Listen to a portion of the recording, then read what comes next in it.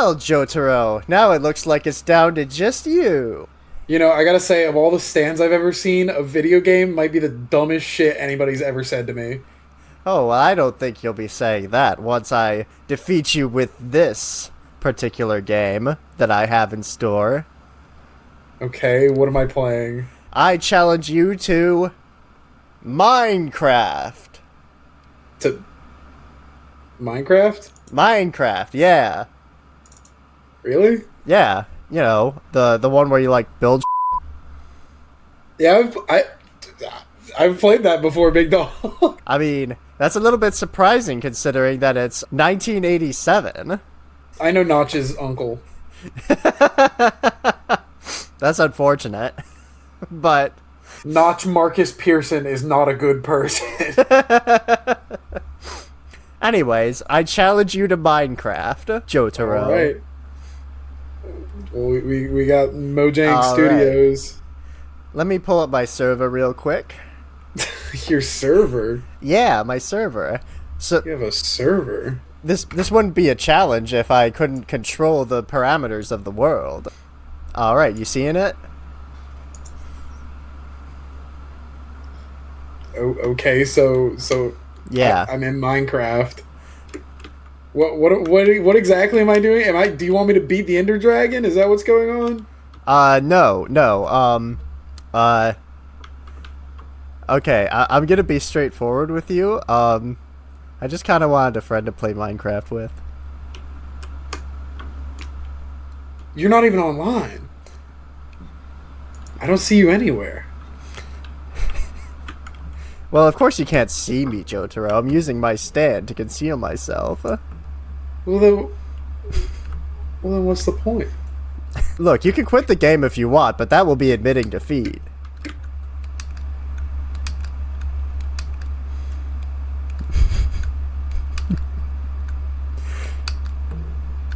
I can do this all day. I don't think you can. Oh, by the way, we're also doing sword art rules. You die in the game, you die in real life. Ow!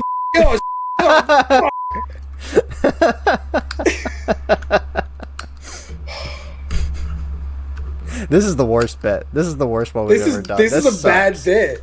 It sucks. I'm not Jotaro. No. In case you didn't And know that's that, not Darby. We're not Jotaro and Darby, unfortunately. I mean, I don't know if I would want to be Darby because he's a little piece of shit. A little rat punk. Not only that, but he's not even the better Darby. I know, for real. He didn't even have a dope name like Darby the Elder. Yeah, he's like Darby the beta. Oh, sorry. I'm so sorry. You can cut me saying that curse word or any of the other curse words I might have said so far because we are... I don't know. I guess JoJo's is kind of mature. He smokes cigarettes and the people get obliterated. We probably should have talked about this before we started recording, but I mean, hanging up the dirty laundry in broad daylight. To briefly introduce the podcast, I'm Josh. He's Brogan. I'm Brogan. And this is How to Otaku. We're a show where we talk about anime from both the perspective of somebody who is very deep into this and somebody who's coming fresh and new to it. And we're talking JoJo's Bizarre Adventure, Stardust Crusaders today. But on this point, so we've been having some discussions lately about like whether or not profanity or anything is limiting our audience. Yeah, so I don't know. What do you think about that? Do we want an audience that's not cool with profanity, Josh? I mean, do we want to limit ourselves to appeal to the masses, or do we want to be artists? Podcasting is not an art. I'm sorry. As somebody who does it, it's not an art.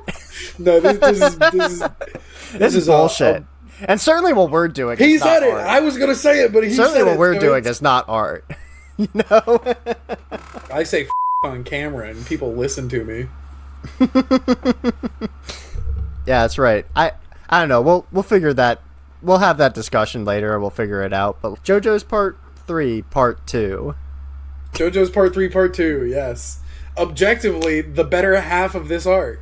Yeah, I mean, we can kind of talk about it, but like, this is gonna be a tough episode for me, I think, because a lot of the criticisms I had of part 1 or of the Egypt arc still kind of apply, even though 100%. You know, if not worse in some cases here. I'm not gonna lie, but the conclusion is so solid, and those last 4 or 5 fights are like almost peak. I think that this is the best action we've had in the show thus far. I think Definitely, especially the climactic battle. That's I don't even know how to describe it. It's like they're going through the city and like blowing shit up, and they did a whole separate opening for those like 3 episodes. But yeah, it's gonna be kind of hard for me to talk about this without feeling like I'm just reiterating myself. I just remembered, Josh, something huge has happened in the anime community, and we need to talk about it. Okay. 9 Anime is dead.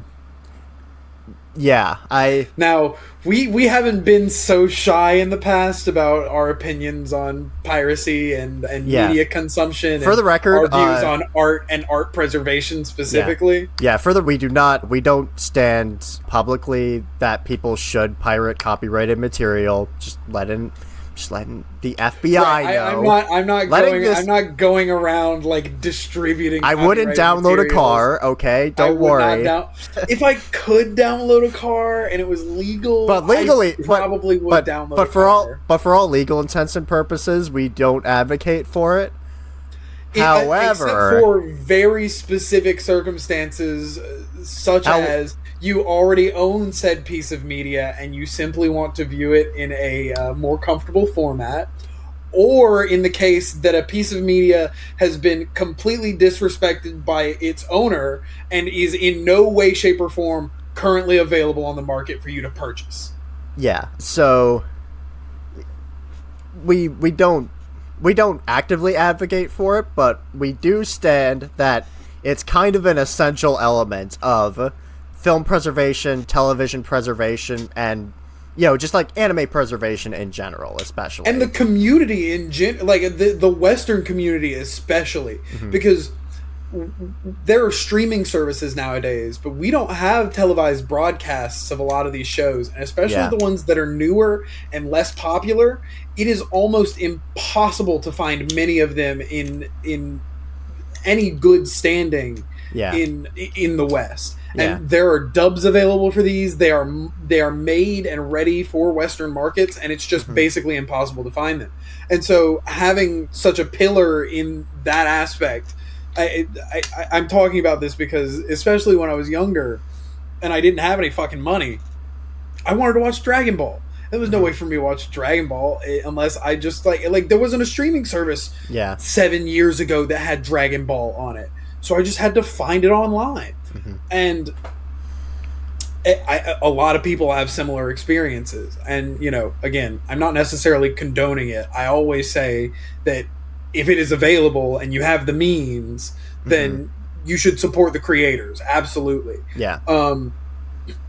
That being said, we are seeing repeatedly with companies like Warner Brothers owning these intellectual properties and, not respecting the fact that it is art that they produced to be viewed, and we now have no actual tangible legal means of watching it anymore. They've basically nuked it from orbit, and so without these pirate services, those things disappear. We see this a lot with older video games, older anime, a lot of old media in general. There are still millions of books that have never been recovered from all kinds of different languages, even ones that still can't be translated. So like media preservation is a huge thing, and we've seen, especially recently, how important it is to learn from the past, and book burnings, book bannings, the restriction of information is not a good thing. And so if we can do anything to help it, preserving as much information as we can, especially art, is critical. Yeah. And that's my take on it. And having one particular pillar of this distribution of essentially abandonware, right? The film and television equivalent of abandonware is like... Right, and obviously they have other stuff. They have shows that are currently in production, and that's where the water gets murkier. But it is such a necessary resource, as a source of preservation, simply because the people who made it either are not capable, not willing, or being prevented from making it available. I think one criticism some people could have of this is that in our current day and age, things are so available and preservation is taken so much more seriously that maybe it's not necessary to have these piracy services. The example of Summer Wars, even if that film isn't being distributed to us, there's still a copy on a hard drive somewhere in Warner Brothers that's probably going to get distributed in the future, right? That's an argument you could make, but I don't really trust that even today, even in this day and age, that anything can just be preserved without a real community around it doing the hard work outside the limits of the law to preserve it. Again, Warner Brothers specifically, I know we keep harping on it, but they just made an entire fucking feature-length film was ready to go, and they just deleted it for a tax break. That's happened 3 times with Warner Brothers, actually. There was the Batgirl movie that was supposed to drop on HBO Max and didn't happen. There was a Scooby-Doo holiday special that never happened.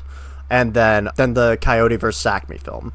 So there's 3 right there that are within the past 2 years. Yeah, and whether or not any form of them still exists is unknown, right? It's not... We don't know if they exist on a hard drive. They may have just been deleted. Yeah, all the assets may have been deleted. If you look back at, film preservation efforts from, the 20s and 30s and stuff, I think, 80% or something of movies from pre-1920 are, just gone, lost media, right. Can't be found. So some of these movies that legitimate effort went into, and, we may not consider them incredible by today's standards, but they were the forefront, they were the forefathers, they were the blueprint, and they're just fucking gone. Yeah, and to assume that even today, that even if we've improved so drastically since then, to say that any preservation efforts outside of those by the legal copyright holders are not necessary is just... It's really just asking for these things to get lost, especially with the profit motives that are being prioritized over the preservation and accessibility of this art.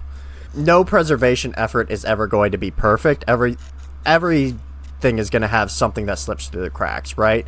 But the fact of the matter is that piracy is so open source and community based that it really has the opportunity more so than profit-driven companies do to keep these things available and accessible. And having one less avenue to do so is disappointing. Definitely. Again, of course, we don't advocate for piracy here. We're not saying that, you shouldn't. I'm not telling you should be a pirate. Bugs Bunny, please don't come and fucking kill me with a knife. I haven't personally, legally speaking, I have not pirated anything. Ever. Not once in my life. Never. It's never happened. Never, ever. But be aware of shit like that, because it's important, and...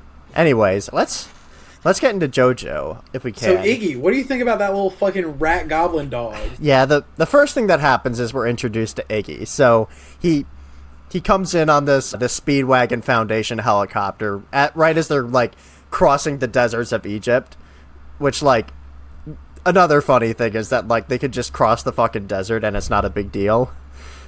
They just trudging. They just man. Walking.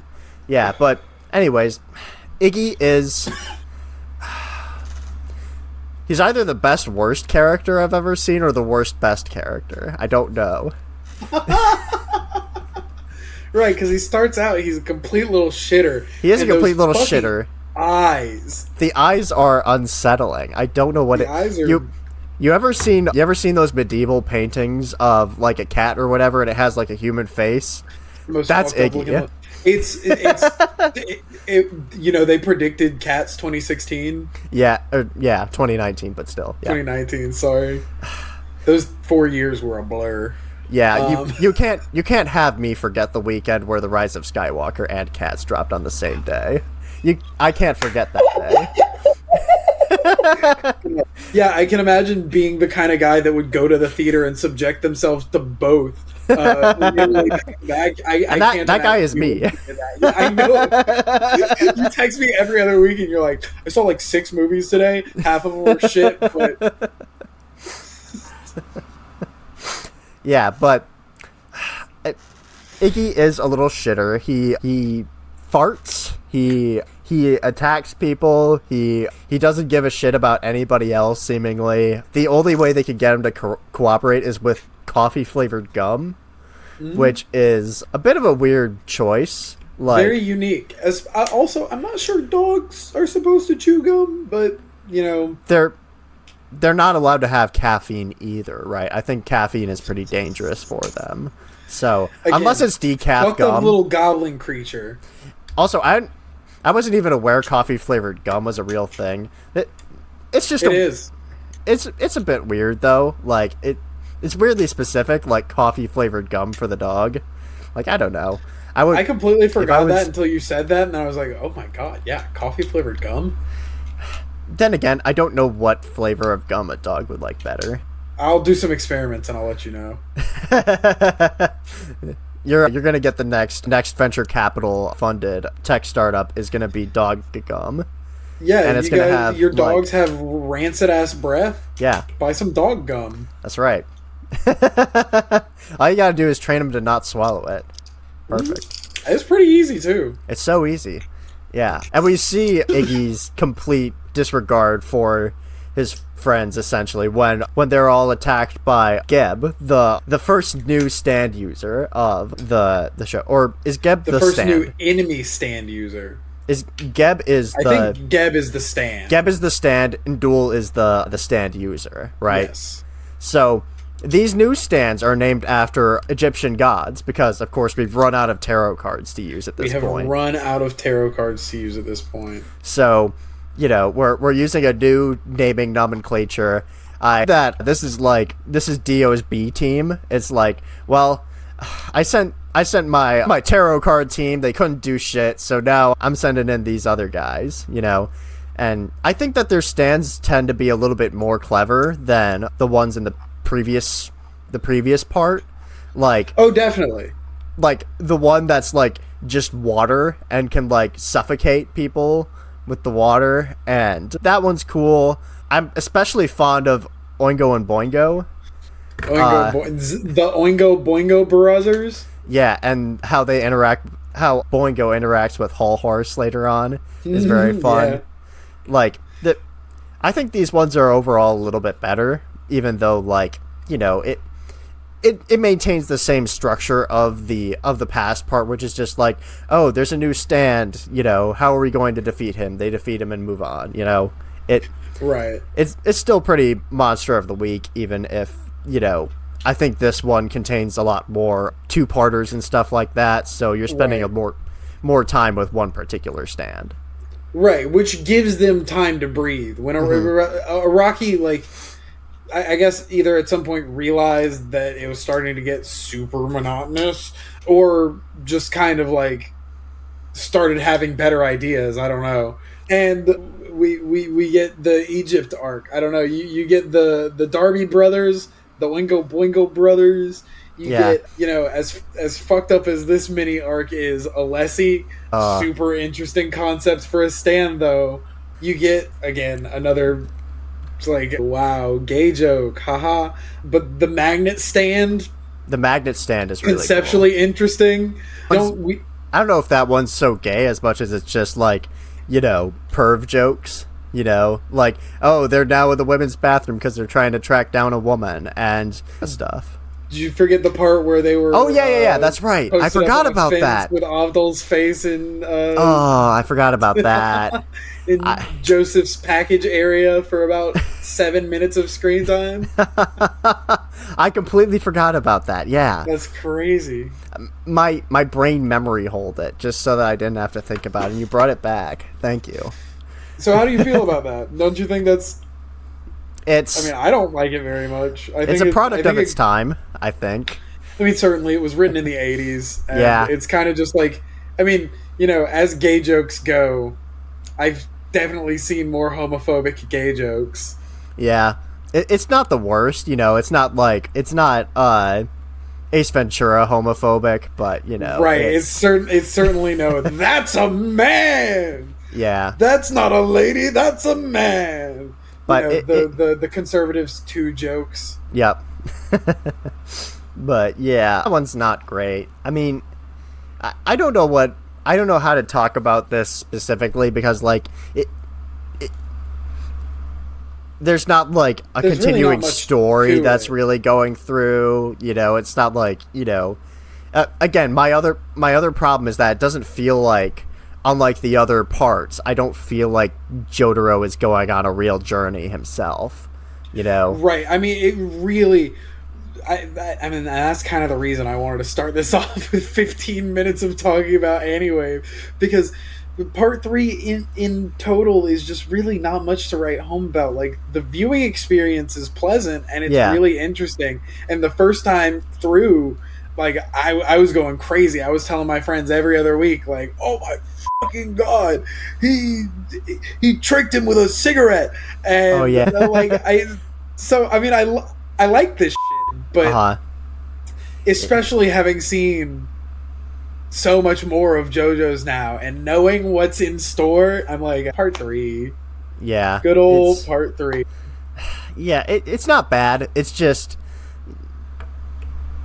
B tier. Yeah, it's B tier. Like, I mean, what are we going to do? Are we going to go through every single stand and be like, you know, I don't know.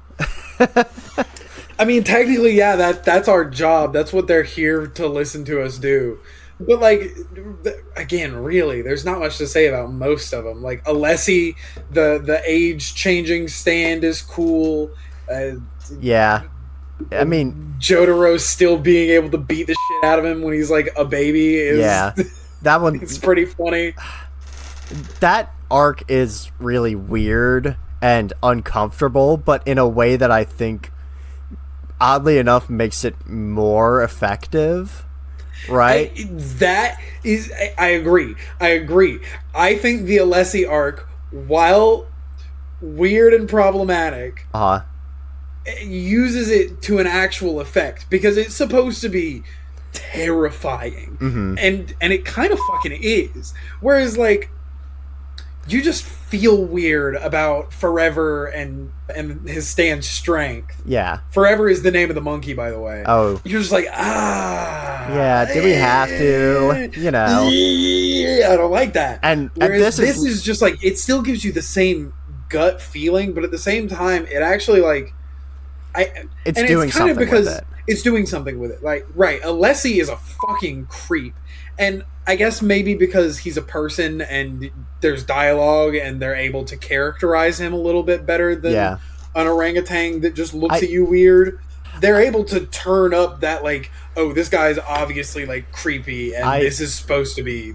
Yeah, I think that the difference between Alessi, or between Sethen and Strength, in my opinion, is that, like, so Sethen is, like, he's playing off of, like, the kind of, like, the 80s Stranger Danger panic, right? Like, it, you know, that's where a lot of stuff like it comes from. Like, you know, this kind of, like, this 80s paranoia of, like, oh, these people are going to come kidnap your kids or whatever, you know? Right, like, they're putting razor blades in Snicker bars. Exactly. And, like, I don't know how much of that crossed over in Japan, but I feel like it might have to some degree, especially since this was a time when American and Japanese culture were intersecting so much. I think that those could... I want to say the 80s was, like... I'm not as well researched on this topic as I should be to be speaking on it, Mm-hmm. but I want to say the 80s were like super rough in Japan, and then the 90s were like a crazy boom era. Again, I'm not as well researched as I'd like to be to talk on this, but you can look it up yourself, audience at home. There may be some interesting videos about like crime in the 80s in Japan. Yeah, but like the difference is that like the the Alessi episodes are like playing off of that uncomfortableness and like at least saying something, or at least like playing off of like some kind of understandable fear, as opposed Right. to Strength, which Rape is just monkey. like, a monkey that pervs on a woman in the shower, and it doesn't feel like it's actually like playing off of any ideas in the zeitgeist, and like it's not as viscerally terrifying in the way No, it's just patently justifies uncomfortable. it. It's just uncomfortable and weird, and yeah, it's a far better execution of the same like type of idea, which is like, the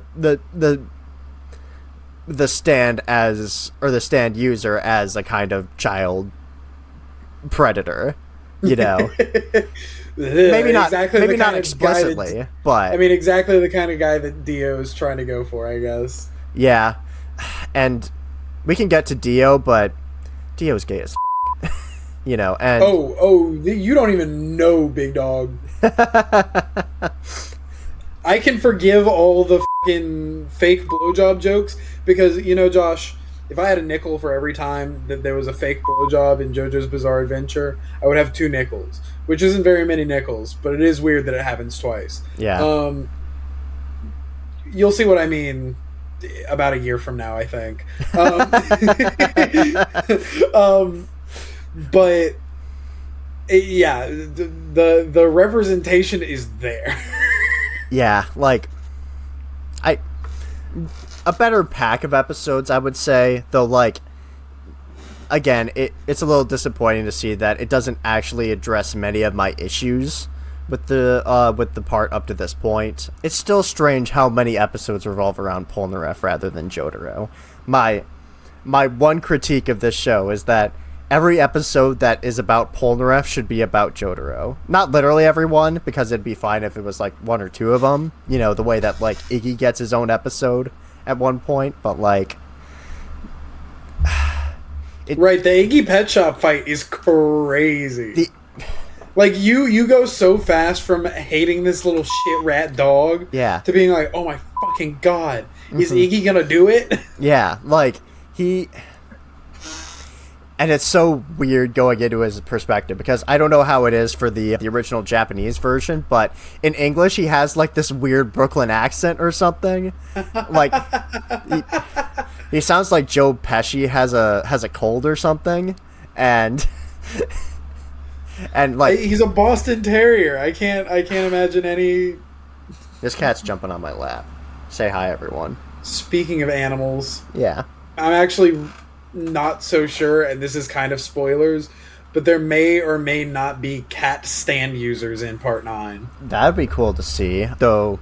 I guess I'll have to probably wait until I'm 87 to see that. Yeah.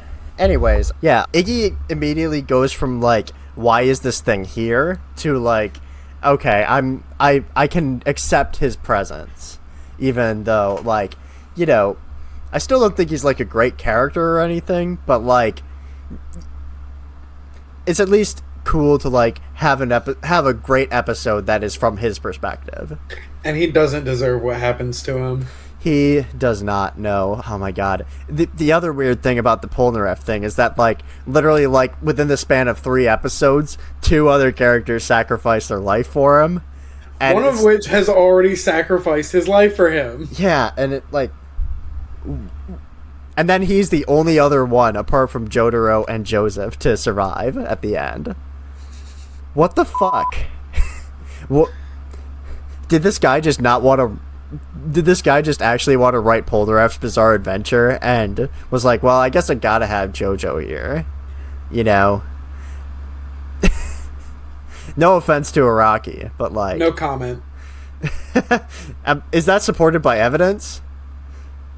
I mean, you'll see later. Okay, thanks. You can't even like give me like the teensiest hint of what you're talking about.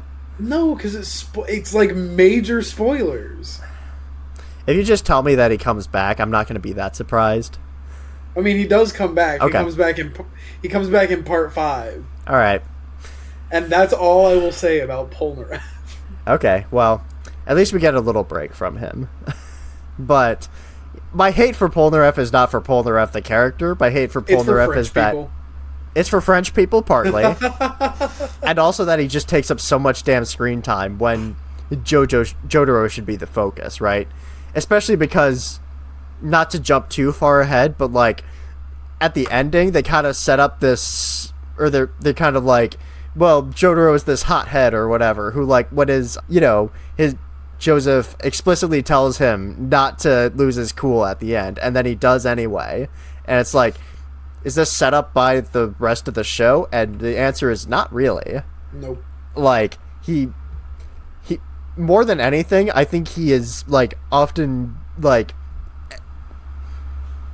just too parodically cool. Like, seriously, he never has anything to say unless it's the most badass thing anyone could possibly say exactly in that moment. And he never has a doubt of himself, really. Like, no. Like, even in Darby the Gambler, when he's like, you know, he has the shit hand, and he's like playing it off as like, I don't even need to look at my cards. I know that I'm gonna win. He bluffs him so hard, he has a heart attack. Yeah, and then he checks his cards, and he's like, well, if I knew that I had this shit hand, I wouldn't have done what I did. And like, the fact that he is so confident that like he can only see in hindsight that what he did was incredibly stupid. Like, right, that's the character again, they've set up, and right, it's weird at the end. That's the first fucking thing. Like, again, that's the first moment that I'm like, oh my god, Jotaro is pretty cool. Yeah, is the fucking cigarette on the boat where he tricks the captain. He's like, oh, I'm smoking cigarettes because I know that there's a vein on the nose of all stand users that pops out when they smell cigarette smoke. And the captain goes, and he's like, that's fake news, but you did it, so what's good? Catch the hands. Yeah, like, I don't mind him being the coolest person in the room, but like, when there's nothing else going on, and then like they decide at the last second that they want to characterize him a little differently, it's weird, you know? I will say, he gets better later. He's super into dolphins. He's not a great dad until he really tries to be. Is he super into dolphins the way that JD Vance is super into dolphins? No, he is an excellent marine biologist and a not so great dad. Okay, thankfully. Do you know about this? Do you know about the JD Vance dolphins thing? You know, I don't. I saw some headlines, but I decided that I would rather not look into it. But, you know, for content, fuck it. So, along the same lines of the JD Vance couch story, which if you don't know, somebody made up a fake quote from his book where he supposedly admitted to fucking a couch, and the internet believed it for like 3 days. And then there was a Snopes article that said it was fake, and then the Snopes article that said it was fake got taken down. So I still believe it. It's at least not in the book, I don't believe. We can't prove that JD Vance didn't fuck a couch. The only person that denies this is JD Vance himself. And again, he has no evidence to prove that he hasn't. The only people who know are him and his god. But but anyways, along those same lines, somebody dug up an old tweet of his where he was like, he had something to say about some video where some woman was getting by a dolphin, which happens because dolphins are extremely like sexually active creatures. This is true. And you know, the same way a dog might hump your leg, a dolphin might try to hump you if you're in the tank with it or whatever. But anyways, so he like had some like tweet or reply to this. I don't remember exactly what it was, but people noticed that in the screenshot of the tweet, the words dolphin and woman were highlighted, or in bold, which meant that he searched the words on Twitter to find this. So now people believe that he was intentionally trying to find dolphin porn. This election cycle got so crazy over the course of like a month and a half. We thought this was going to be a normal year, and it's not. a too normal year, and it's not. I withhold public comment. Yeah. Yeah. Any comments of yours might have to go through some other loops before you're allowed to officially state it. Trump bad, JD Vance bad. I withhold further public comment. Anyways, why did I even bring that up? Oh yeah, because you said Jotaro likes dolphins. Marine biologist. Yeah. But I don't know, just like the real problem is that I don't feel like I'm following a story the way that I feel like I'm following through like a character's journey through the other two parts, you know? Right. And the only through line that we get is that these are minions of Dio. Yeah. And like that's the only continuing through line that we get, except for a little bit of back and forth with Whole Horse.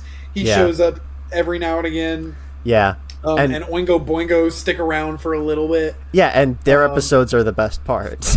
Because they're the funnest characters with the coolest and they're established, powers. And you understand them, and you're given time to see them as characters, and they don't really develop, but like, yeah, just having more exposure to them allows you to like them more. Yeah, and this is a real.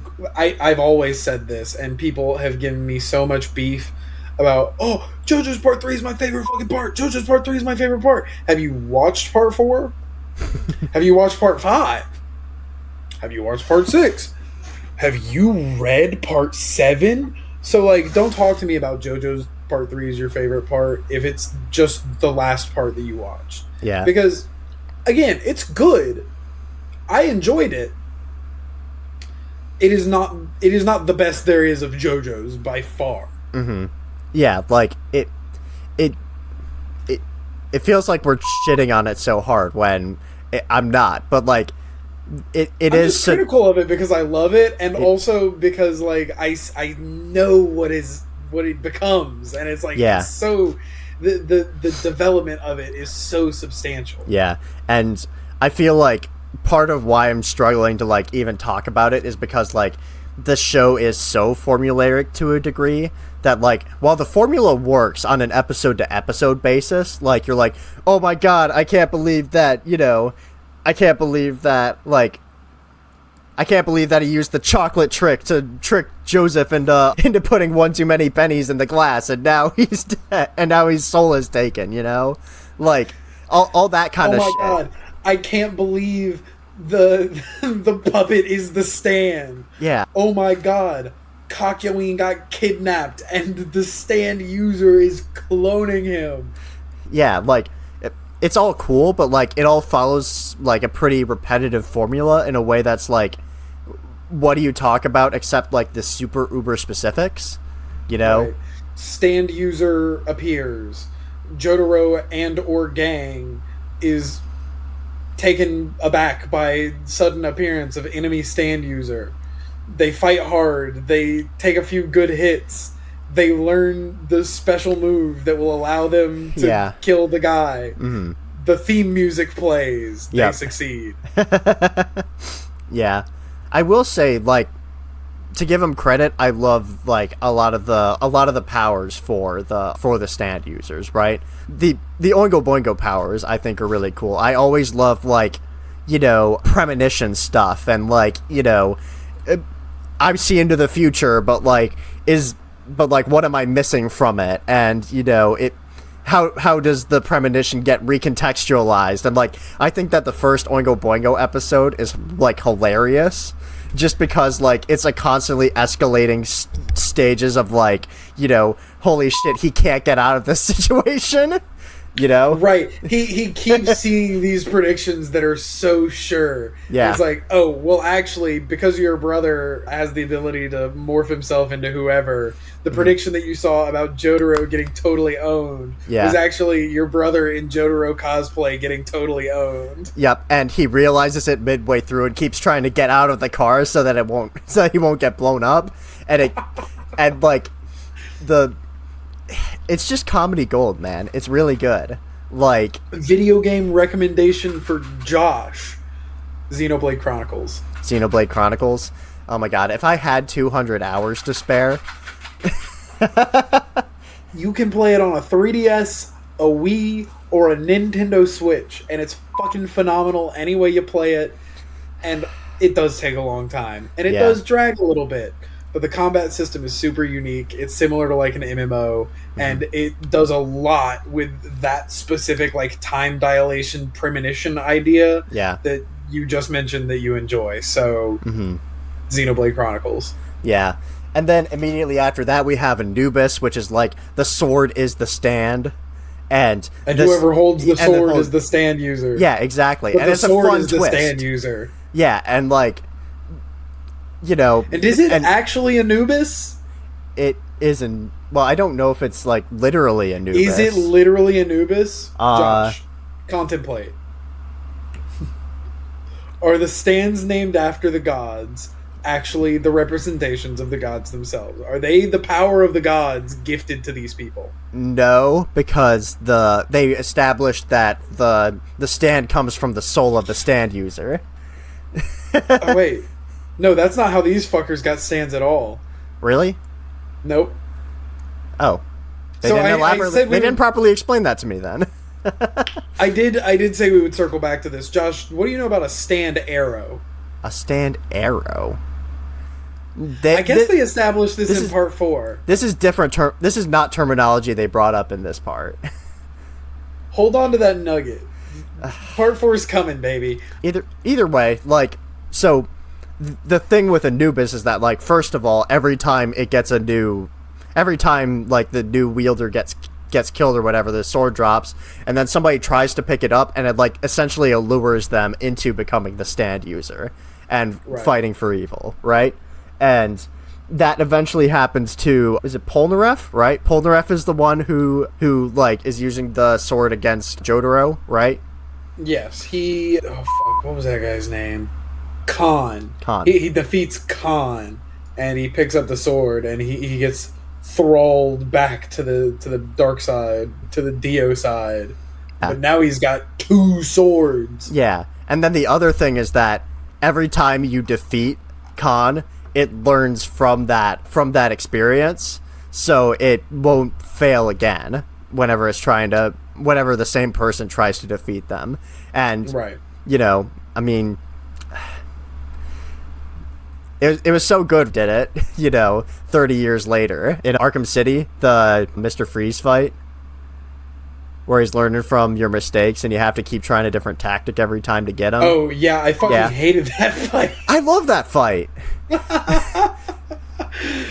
It's so great having to be like, okay, I can't sneak up on him again. Because you go into detective vision, and then you just see the next glowing object that you haven't interacted with yet. I like the game. I listen, when you boil it down like I just did, it sucks. But I like the Batman Arkham games. They're all pretty solid. Yeah, I need to play Arkham Knight at some point, but it's not the best, but it's the most modern, so it feels pretty good to play. Yeah, but I gotta finish the trilogy, man. You know, even if it's the Godfather Part 3 of the trilogy, it's still what it is.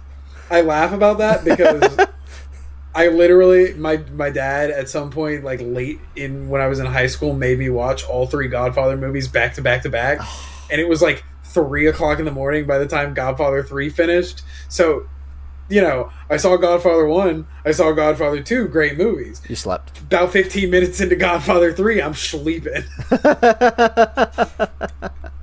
couldn't tell you a thing that happens. Yeah. Anyways, back on track. Like, there are some great stands and some great fights in this, and you know it's a fun watch. You know, all the fights are fun. You know, they have fun twists to them, but like, you know, the ceiling's only so here once if you just decide that you're going to do a formula and you're not really going to try to, you know, tell a character-driven story beyond that. Right. I mean, honest to God, the best way to watch JoJo's Part 3 is to watch, like, the first 8 episodes or so, and then, like, randomly pick 7 more episodes to watch. And then, like, watch the Iggy episode. Honest to God, like, watch the first 5 episodes, skip through the first half, and then like watch the second half, because then you're only watching like 25, 30 episodes. Yeah, I mean, I don't know, it's hard to say that because like I don't know if there's an episode in particular I would skip apart from Strength, right? Like that's the only one that like objectively just like doesn't need to be there. It does nothing. The girl that's on the boat literally never comes back. Is not important at all. It's the only one that's like not fun, not interesting. You know, like the stand isn't particularly compelling. It doesn't drive the plot at all. The stand is the boat. Okay. Yeah, like, and if that shocked you or surprised you at all, the stand is the boat. Then you've gotten everything you need from that episode. Yeah, and if you skip that episode, you know, the one before it starts with them in a dinghy. The next one next one starts literally with like the 4th boat episode in a row. Yeah. So like you really you're not missing anything. Contextually miss much. Yeah, you know, nothing is missed. You know, you don't need to see it. You know, and of the 2 depictions of child nudity in this show, this is the one that is the least. That's the one that sucks the most and has nothing to do with like actually telling an interesting story. Any of the rest of the themes of the show, which currently in Part 3 are very few and far between. But I will say, the real, actual, genuine strength and like the only reason worth watching Part 3 is the fights against Dio. Yeah. So like basically everything that happens between like Pet Shop and the last episode. So Iggy's fight with Pet Shop, Iggy, Polnareff, and Avdol fighting Vanilla Ice, and Polnareff on the stairs scene, Kakyoin, who was blinded but then got brand new Wheatspagan Foundation eyeballs. You know, he's like, I'm gonna 1v1 Dio before anybody knows anything about him. Yeah. And he gets completely fucking bodied. He gets turned into a donut. Josh, put 1 on the donut counter, by the way. So Kakyoin gets bodied. Yeah. Everybody's sad. It sucks. He blows up the clock, which somehow indicates to everybody that Dio has time-stopping powers. Joseph is able to comprehend this coded message. I will say that like one thing about the deaths of these characters that I like is that whenever a character definitively dies, the show explicitly tells you they are dead. Right, and like the golden cloud. Yeah, and the thing. Well, not only that, but then like there's also like, you know, the narrator's like, you know, Kakyoin is dead. Noriyami Kakyoin deceased. You know, it's like it's literally just like putting the pin in there that's like, this guy is dead. He's not coming back. And like the thing is like, there's not enough characters for you to really realize that until like it's not that relevant anymore. But it does help me be like, okay, so Kakyoin is not coming back. He is dead, as opposed to when Avdol died earlier. Yeah, and I now know exactly what the stakes are, as opposed to, you know, being like, oh, Kakyoin is dead, but is that going to be a ruse somehow? No, it's not, you know, and Iggy is dead. You know, oh my god, have you seen the clip Avdol from is the OVA dead. of this? No, I haven't. Devastating. Yeah. There's also the clip that I really like where it's, I think, from the OVA as well, where somebody's like, Iggy, look out! And then Iggy does a little front flip, and then Vanilla Ice comes through, and it plays like happy music, like, Iggy avoided Vanilla Ice. Good ending. Anyways, like, continue on. You were talking about the Dio's world, that arc. Yes. Which is, I would say, like, it definitely, like, ends this arc on a great note, right? Absolutely. A phenomenal fight. Like, the stuff that they do with the time-stopping power, the ways that they play with that is really interesting. Yeah. I love the fucking Bowser's Castle infinite staircase that is facilitated entirely by Dio stopping time while Polnareff is halfway up the stairs, running down the stairs, picking Polnareff up, running him down to the bottom of the stairs, running back up the stairs, and then unstopping time. That's funny, actually, when you say it like that. It's like, you know, he's just like, I just gotta fuck with this guy. You know, just like, it's you know, it's like Looney Tunes, dude. And then you get the shit with the mayor and like the shit with the car. Yeah, and, the senator. Like the.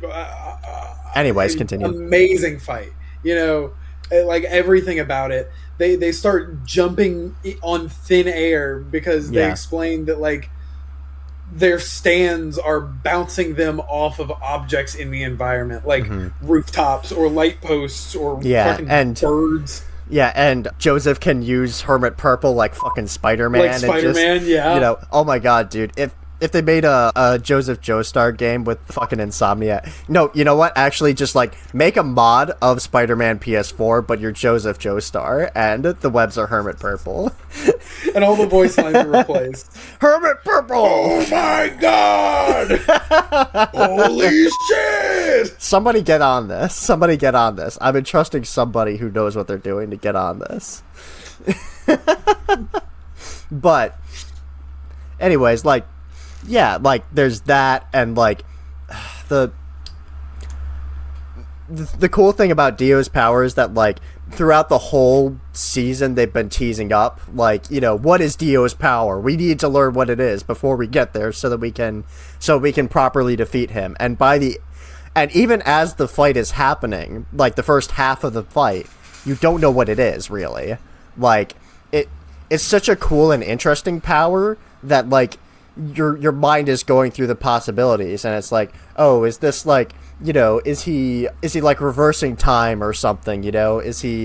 Can he just like literally like manipulate any object in the world, you know? Like, what is this power that he has, you know? And when they finally reveal it, it's so cool. This is the last time you will be able to explain what the final boss's ability does. Really? Please don't tell me that's true. I'm not. This is the last moment that you will understand what is going on. Please tell me you're like being a little facetious, because we're about like to get bizarre. We have like 4 months left of this show.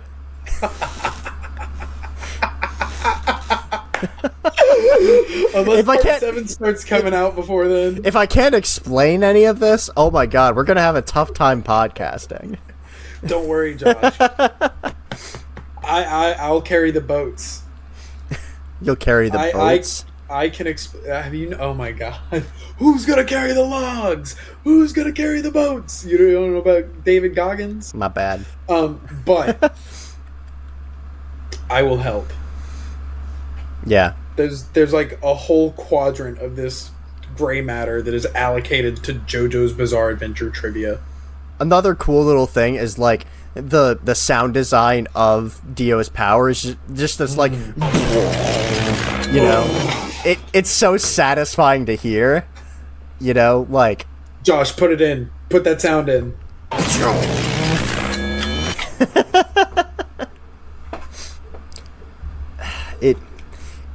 It takes it from like, you know, what it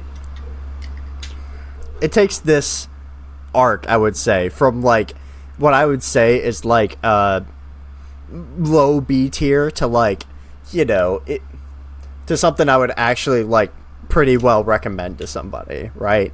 Just because really, like this last fight carries. Yeah, it's so cool, and like, you know, there's like all these different like phases of the fight, like you said. Like there's like the initial chase, and then there's the part with the senator where he's making the guy drive the car, you know, and then when they crash that, there's the part where Kakyoin tries to trap him, and then there's the part where he takes down Joseph after that, and then, you know, there's like a long, and then you figure out that apparently Joseph's stand is similar, if not the same, to Dio's stand, right? Not Joseph's, Jotaro's. My bad.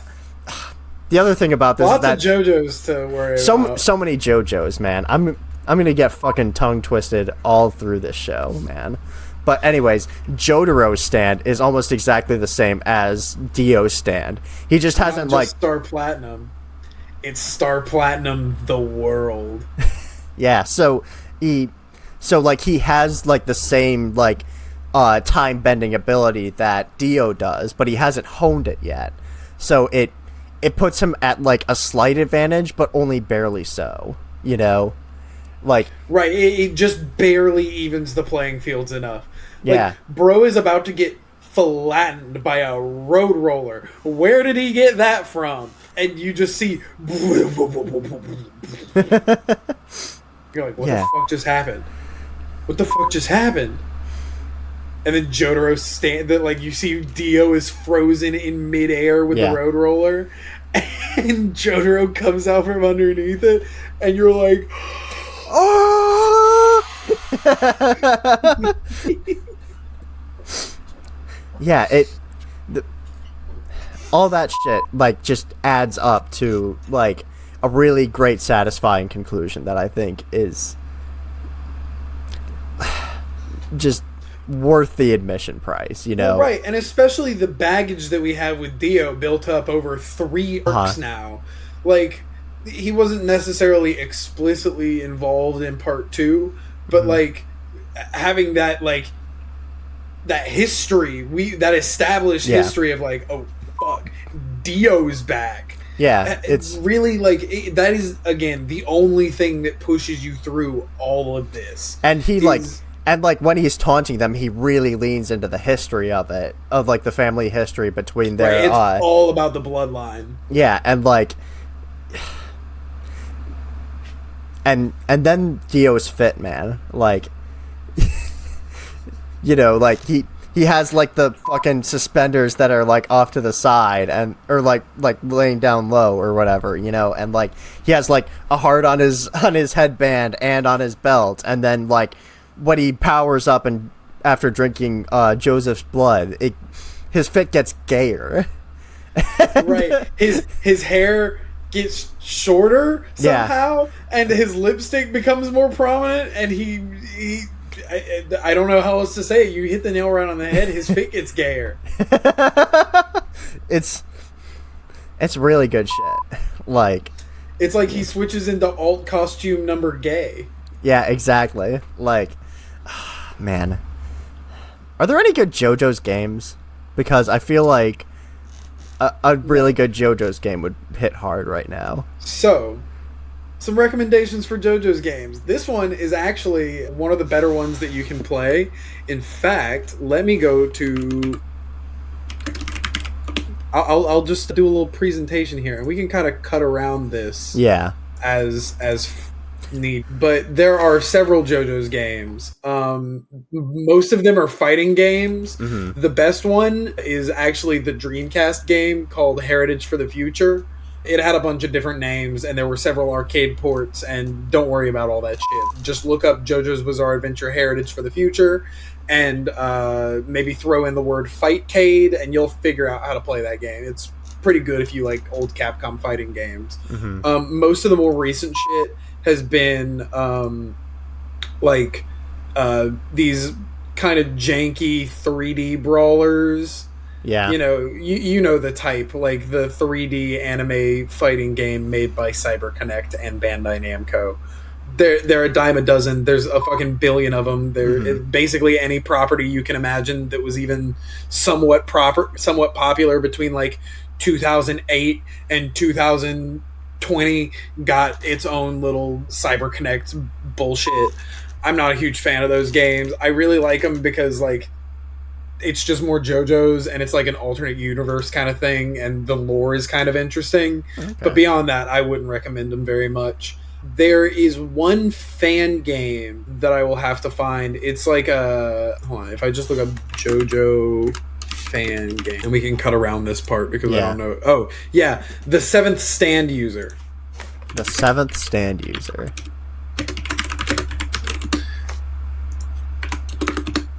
Okay, so there's also this fan-made game called the Seventh Stand User.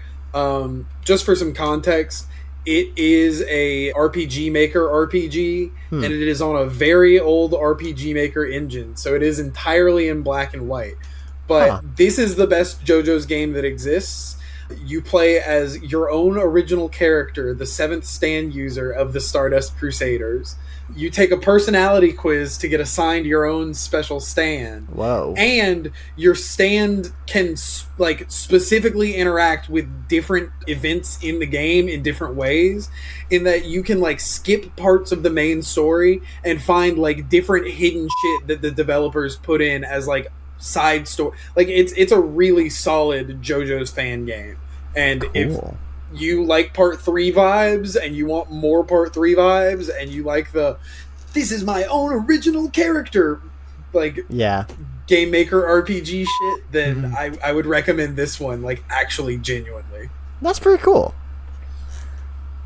You know, I was just kind of curious because like the best parts of part 3 are the fights, and I feel like those would translate really well into a video game, you know, like...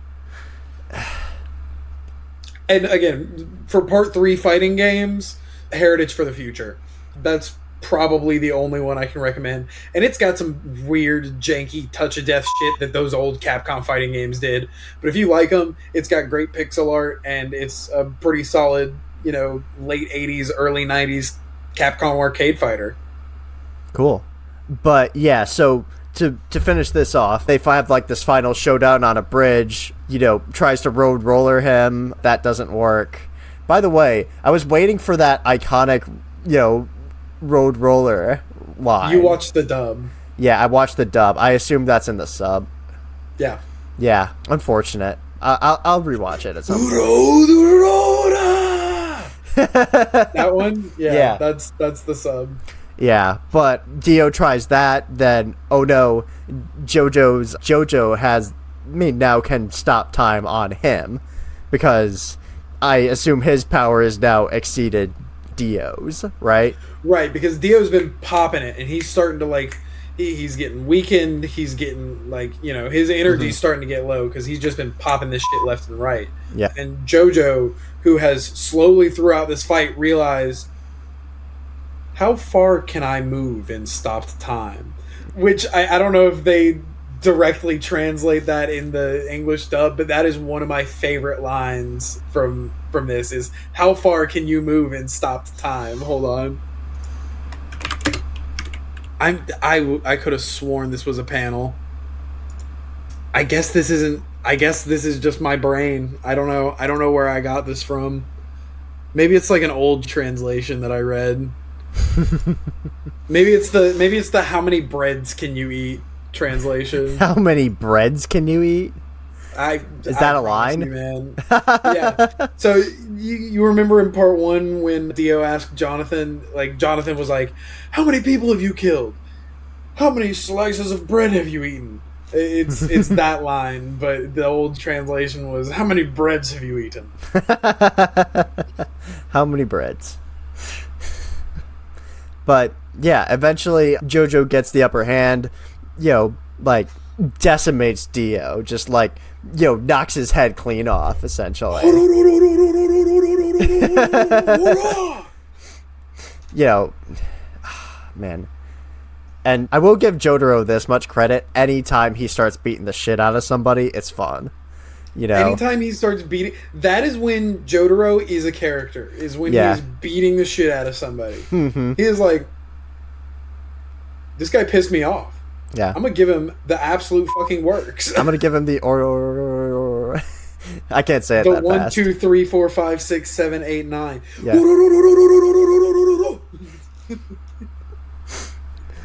Yeah, and then they're transporting Dio's body off-site, and Joseph and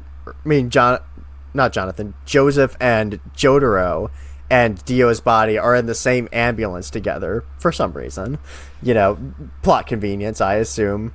But so the reason for this is that Dio has Joseph's blood in him. Yeah. And Jonathan is the only person that has any idea what's going on, except for maybe the Speedwagon Foundation, who I assume is driving the ambulance. Yeah. It's a Speedwagon Foundation ambulance. And so the Speedwagon Foundation ambulance is enough reason for the Joestars to be on there. Well, no, what I'm saying is, like, why are both bodies in the same ambulance, you know? To get the blood back into Joseph. No, but they don't do that until they start leaving. So, like, what's the logical reasoning why they'd be in the same one? They can do that. They can't just do that on the ground. They can do it in the ambulance on the way to the hospital, though. What I'm saying is that when they don't decide they're going to do that until they're already leaving. Let me ask you this, Josh. How many times in your lifetime have you killed an immortal vampire with a time-stopping ability who happened to suck all your grandfather's blood out of his body? How many times has that happened to you, and how many times have you had to, like, think of an answer to that? Because I promise you, it wouldn't take 14 seconds outside of an ambulance. We're stretching this out way too far. I was just making a fun little nitpick. I was just trying to be a little, like, a tiny bit of CinemaSins shitter, okay? We hate CinemaSins around here, Josh. CinemaSins is bad film criticism. Who still watches that, I wonder? Like... I used to, and I always thought it was so... Like, there were so many movies where I was like, why is that a sin? They literally talk about this in, like, 5 minutes. It used to kind of be funny when it was, like, 4 or 5 minutes, because, like, it's like, oh, how many criticisms of this movie can you fit into this short of a time frame? Especially when it's some bullshit like The Last Airbender or whatever. But, like... Right, especially if it's, like, a horrible movie, and it's just like, oh, we can pick fun at this one. Like, I get that, but... Yeah, but now it's like, everything wrong with The Godfather in 58 minutes or less, and I'm like... Take me back to everything wrong with Dragon Ball Evolution in 45 seconds or less, and we'll be... Like, turn it into a TikTok series, big dog. Yeah. That's perfect for CinemaSins. Yeah. Anyways, they're on the same ambulance, and Jotaro. Oh my god, Jotaro, not Joseph, not Jonathan. Jotaro. I need to say that to get myself right. They're only the number of Joestars is there's a linear expansion of that per part. Yeah, it's fun. Anyways, Jotaro is like, well, if my grandfather's blood is still in Dio, then we can transfuse the blood. And the Speedwagon Foundation guys are like, oh, but what about his heart? You know, his heart is stopped. So Star Platinum literally just reaches in and starts, like, squeezing his heart to make it go again. And it works, I guess. It just works. It just works. You know, there's like... And then there's, like, a brief scare where Joseph decides immediately after being resuscitated that'd be very funny to pretend to be Dio. And I was like, we have 6 minutes left. And it was very funny. It was a great bit. Everybody in the ambulance really thought it was funny. Everybody laughed. Yeah. But, yeah, then... Joseph, Jonathan, and Joseph, Jotaro, and Polnareff have their goodbye. It's established that the mom is totally okay. She's gonna be fine. Which they also dedicate, like, half an episode at some point to establishing that, like, Suzy Q just knew the whole time that shit was up. You know. And she has that beef with the Yakuza guy, which is weird. And, like, doesn't add much, but, like, you know, it's fun. We always love more Suzy Q. And she's like, she is so steadfast in her trust of her husband and her grandson that it's like, I want to see this through, you know. I want to see them succeed, you know, and they do. It's lovely. Josh. Yeah. This isn't really spoilers because we'll get into this pretty quickly in part 4. But that old bastard did it again. He done cheated on his wife with some other Japanese woman. Man. Damn. Joseph Joestar. Old ways die hard, I guess. Yeah. He's never failed me once, except...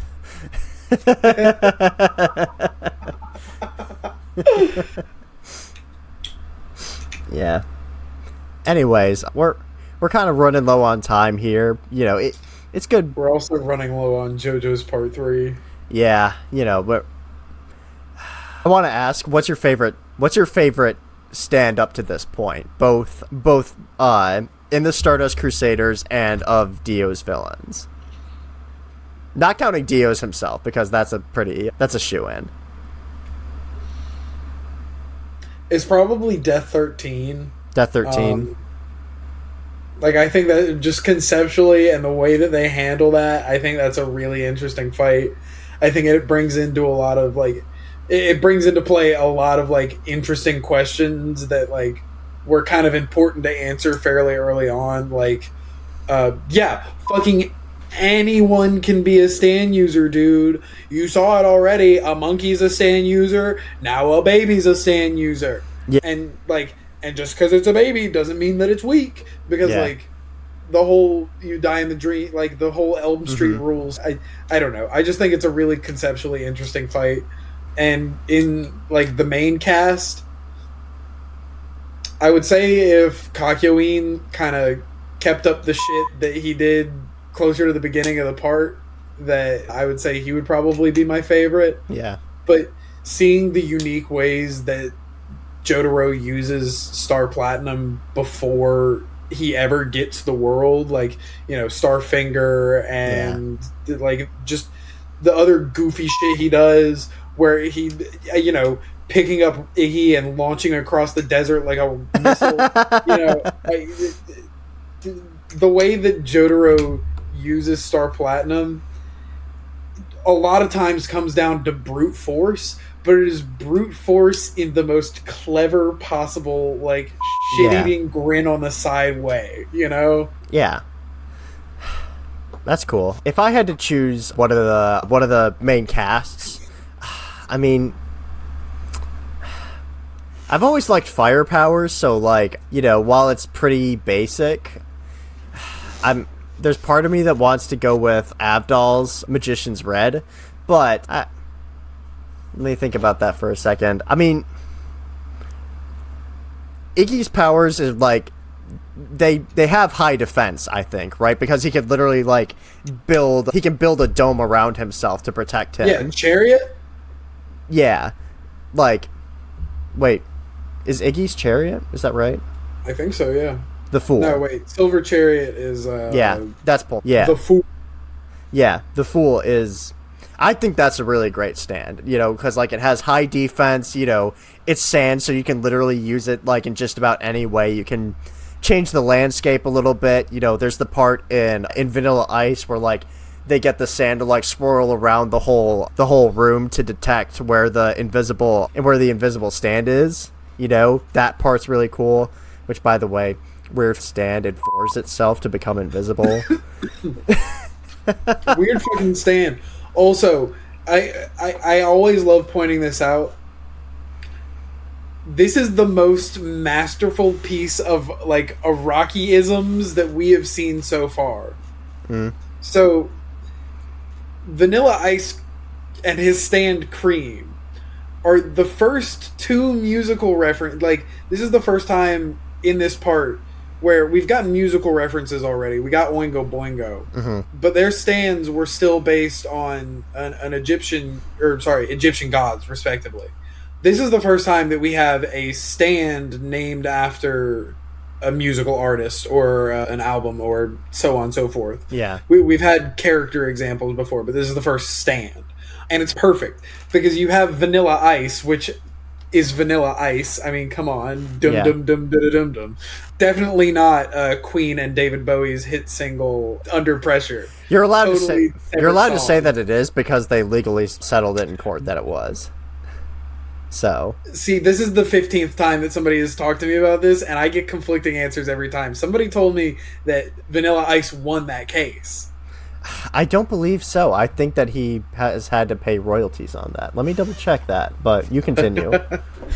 But the fact that we take not only one musical reference in Vanilla Ice, but also the band Cream, and you pair it together to get this just beautiful amalgam of Vanilla Ice Cream. It's kind of perfect. Yeah. Threatened a copyright infringement suit against him. The matter was settled out of court. And is Vanilla Ice's... Okay, yeah. So, Vanilla Ice was being required to pay the financial recompense to the original artists. So, and then they were given songwriting credit as well. So, okay. Yeah. So, it was settled out of court. It was settled out of court, but he still owes royalties. In favor of Queen and David Bowie. Yeah. And they got their names on writer credits for Vanilla Ice's song. Yeah. In perpetuity. Yeah. So, yeah. Anyways. So I was wrong. My bad. Fine. I'm spreading false information. On the internet, no less. Fake news on the internet. Anyways.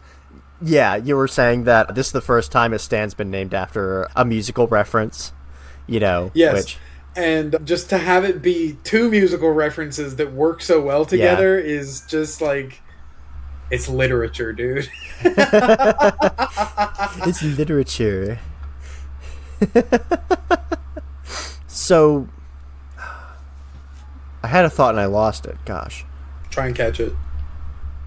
Oh, yeah. So, I noticed this through, occasionally I would look up the name of a character or something and try to find what their name was a reference to, right? And, some of them are very obvious, right? Especially early on, like Zeppeli and stuff like that, it's very obvious. But as we're getting in, some of them are, very specific. Darby is named after, the singer of some band that I've never heard of, and a lot of the enemy stand users are like that, and it kind of makes me wonder, more than that, it reminds me that this show was being the manga was being written contemporarily with this music coming out, right? Yeah. So there wasn't as much of a sense of what would stay in the zeitgeist as opposed to what was just kind of popular in the moment. Well, and I will say that remains true. Araki, for the most part, you will see some pretty popular artists because he likes a lot of American popular music, but he'll pull some deep cuts for the name references for some of these stand names. The main stand of the main character in Part 8 is named after Soft and Wet, which does that ring a bell for you at all? No, I don't. No, it doesn't. Soft and Wet. Yes, Soft and Wet. That is a song by Prince. Oh, so super popular artist. But at least right now, to our demographic, the people reading JoJo's, if I say Soft and Wet, you're not going to be like, oh, that song by Prince. Yeah. It's one of those things that's interesting, and also, he's in Japan, so, the American music that crosses over to there is different than what's really popular here, So, it's a little bit of, there's, Vanilla Ice or whatever is mentioned, or, Styx or whatever, but then there's also these more niche artists that he's being influenced by, and I think that's pretty cool, Oh, yeah. And, maybe one day I'll be I'll make a little playlist of things to just to kind of listen to some of the influences, but... That exists, Josh. I'm sure it does. You can find a playlist that goes chapter by chapter, and we'll just have songs from the bands that are being referenced. Yeah, and then the end theme music for this arc is just like, well, first of all, it's, with all respect to this guy, it's not Walk Like an Egyptian. It's not Walk Like an Egyptian. Oh my god, dude. Like, you know, Roundabout all-timer. Walk Like an Egyptian hits hard. Roundabout S+. Walk Like an Egyptian S+, second place. Yeah, and then this is like, and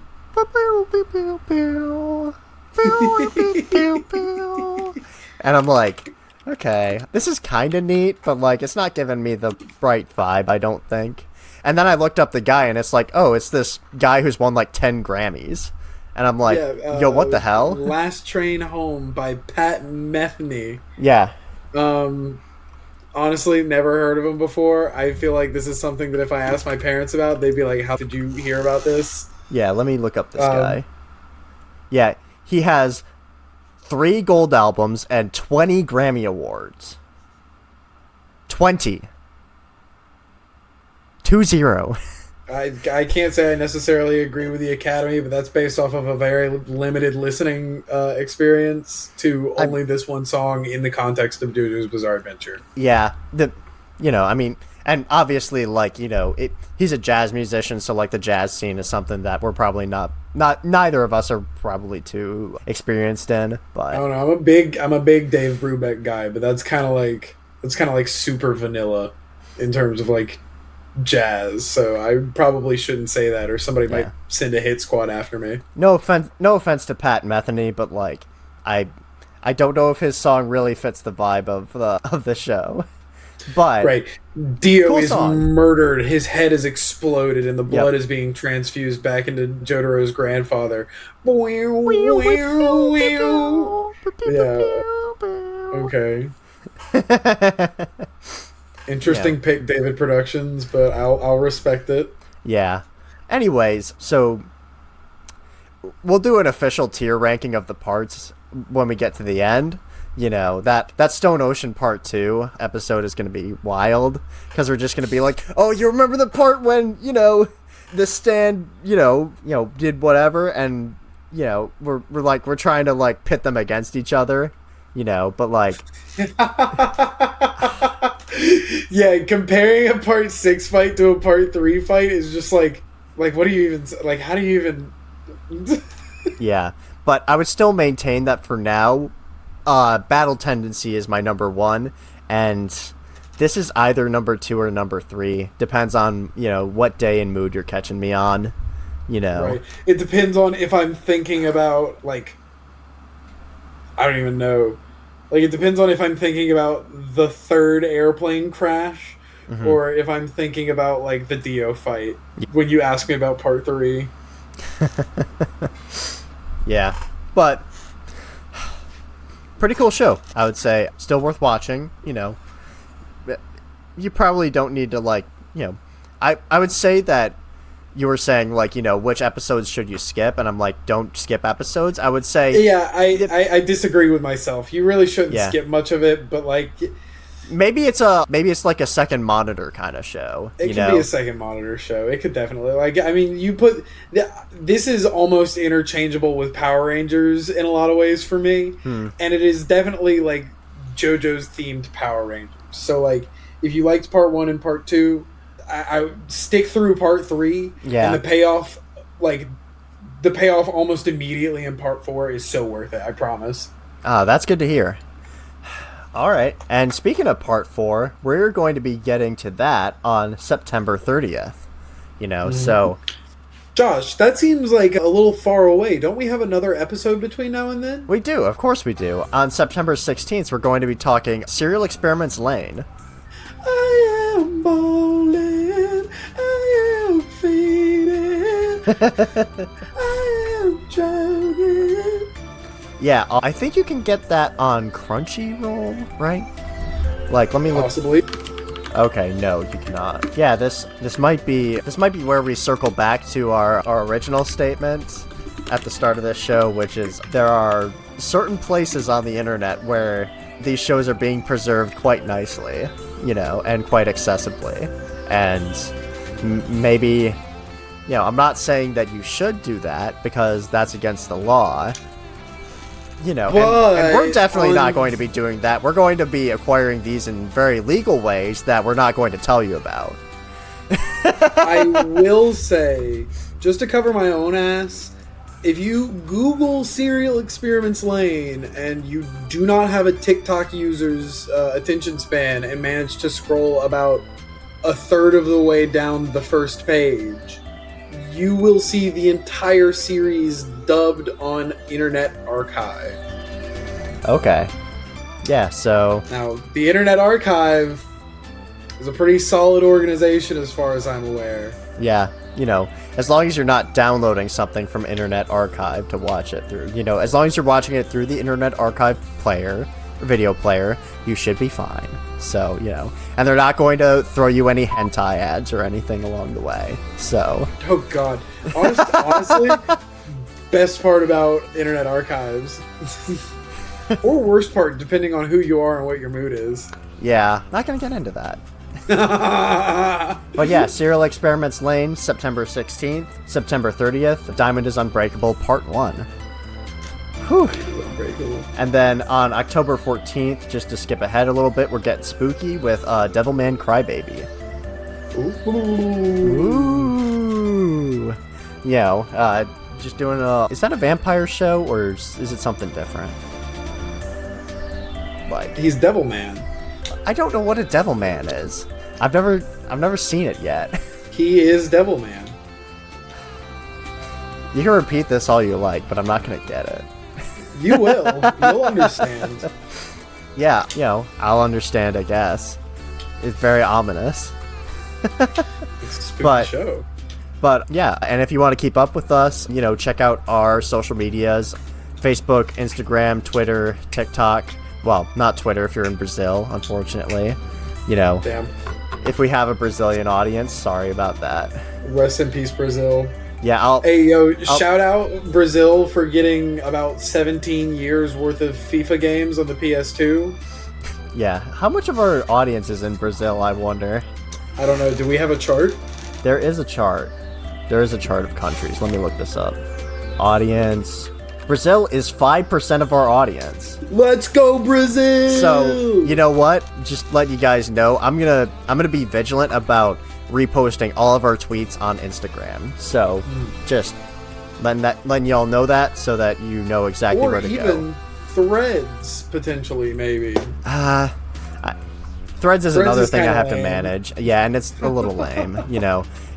It's got Hank Green and nobody else really. So if you wanna stay updated with the show, just follow those. Follow us on whatever you're listening on. Check out our YouTube if you want to see the video versions of these episodes. On Spotify, you can leave a comment if you have a thought about the show. YouTube as well, of course. Send us an email if you have any thoughts or suggestions. I still haven't heard a word from these Part 3 defenders that are apparently so vehement. Yeah, if you fucking hate our takes on JoJo's Part 3, send them to us. We will respond. I will personally take time discourse. out of my day.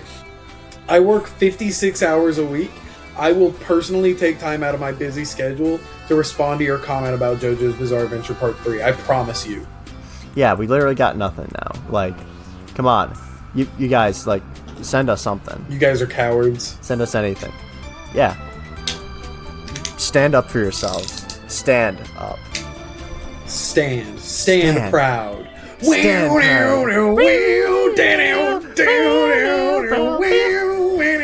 I want to say that as well, is that the opening theme for this part was not, or the opening theme for this arc was not as good as the last one. No, the first opening theme and the first ending track are both gas. And then this one is just still very good. It's fine, but it's a little weird and spooky, and I don't know if that fits the vibe. But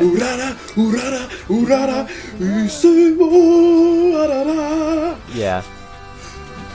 It's fine, not as gas as the last one, Please ignore the fact that I did not actually speak any Japanese in that and was just doing random syllables.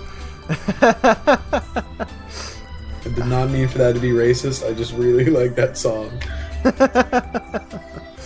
All right, that's all we got for you today. So thanks for listening, and we'll see you guys next time. See you, Space Cowboy.